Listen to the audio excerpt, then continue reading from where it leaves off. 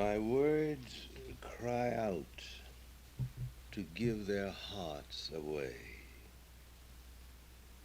Each has its story and comes from afar.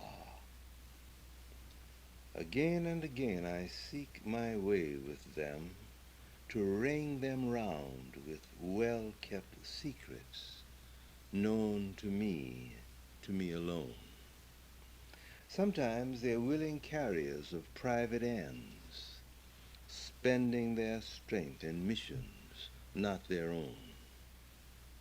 Sometimes they rebel against the quality of my need and force their way into another's heart, betraying the secrets I would not share.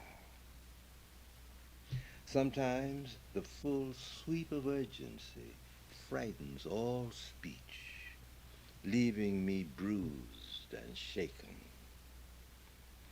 My words cry out to give their hearts away.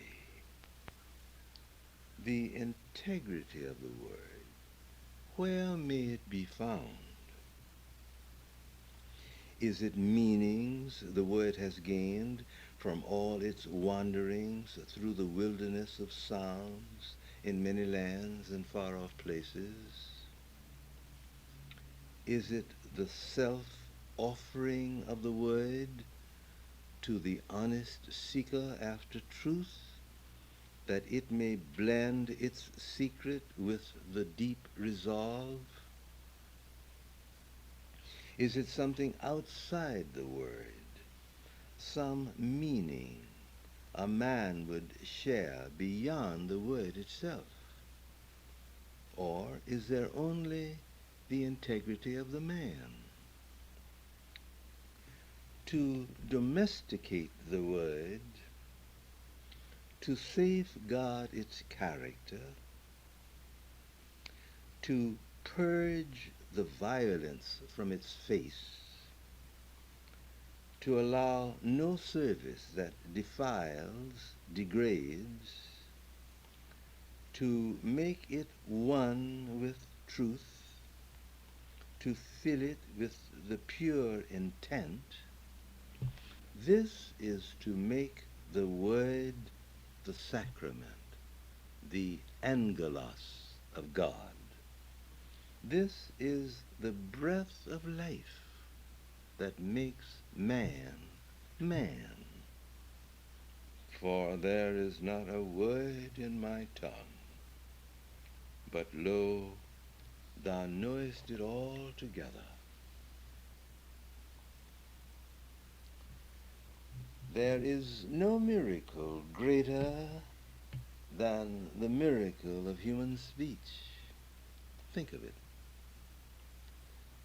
Out of all the various sounds that one hears in the world, certain sounds have been limited, proscribed, given a certain shape and form in order to convey meaning, something that is invisible, something that is soundless, so that when a certain sound meets the ear, this sound conveys to the mind the intent of the person who uses the sound, who makes the noise, so that the integrity of the maker of the sound is at stake in the content which he gives to the words which he uses. Words are the gifts of God to man for communication. There is a quality and a meaning and a history that words, all of them, carry. And it is against the background of the use of a word that the meaning of a word is conveyed to the hearer at the time that the word is spoken. For instance, the word "I love you" may convey to the listener meanings that fill the heart with wonder and beauty and reverence, that lift the whole life into a new dimension of significance, that confers upon the individual a new sense of worth and wholeness and delight. Or the same words spoken under certain other circumstances may depress, may give to the individual a feeling that he's being outraged, that his emotions are being abused. The words guilty or not guilty to the prisoner at the bar convey a whole universe of discourse which is piled into the one word guilty. When he hears it,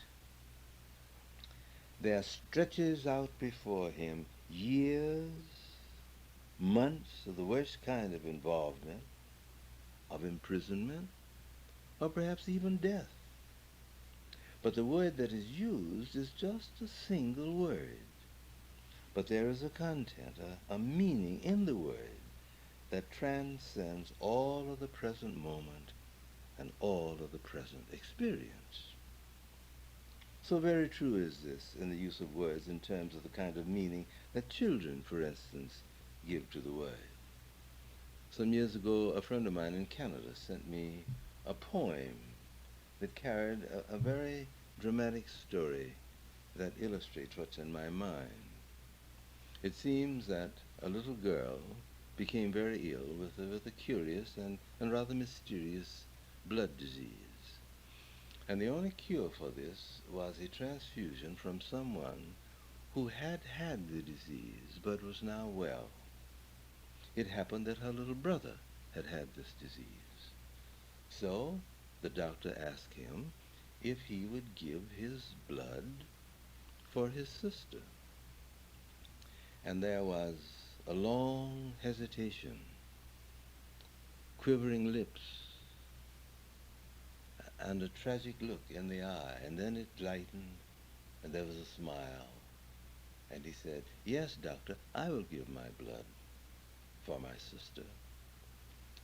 The transfusion was made, and at the end, the little boy said to the doctor, "Doctor, when do I die?"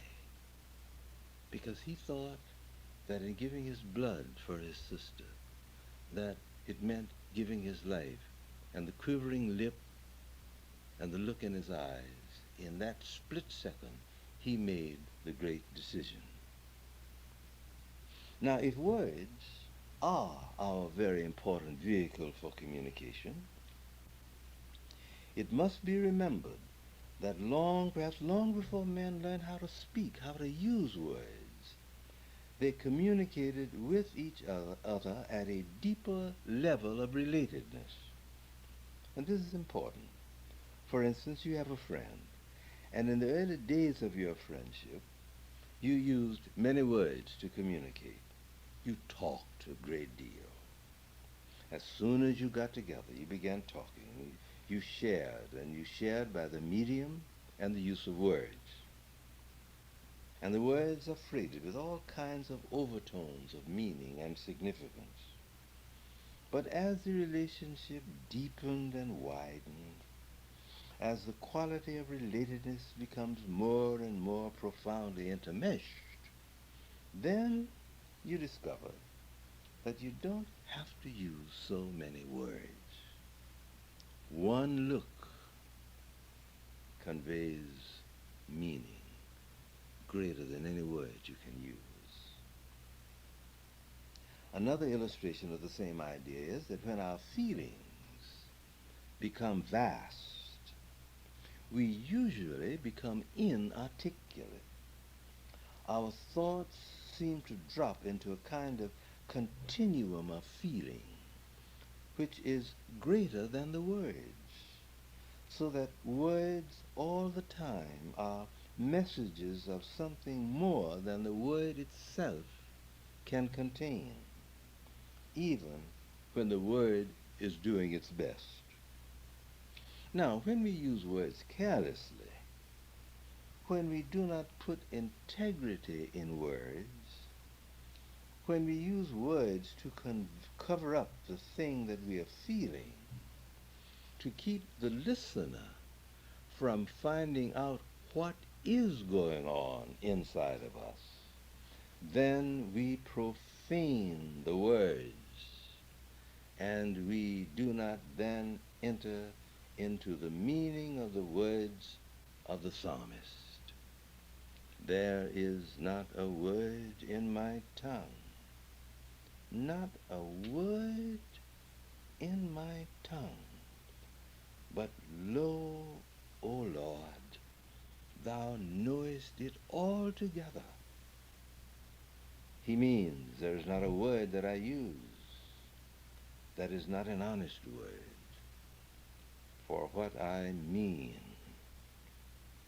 I say, and what I say, I do.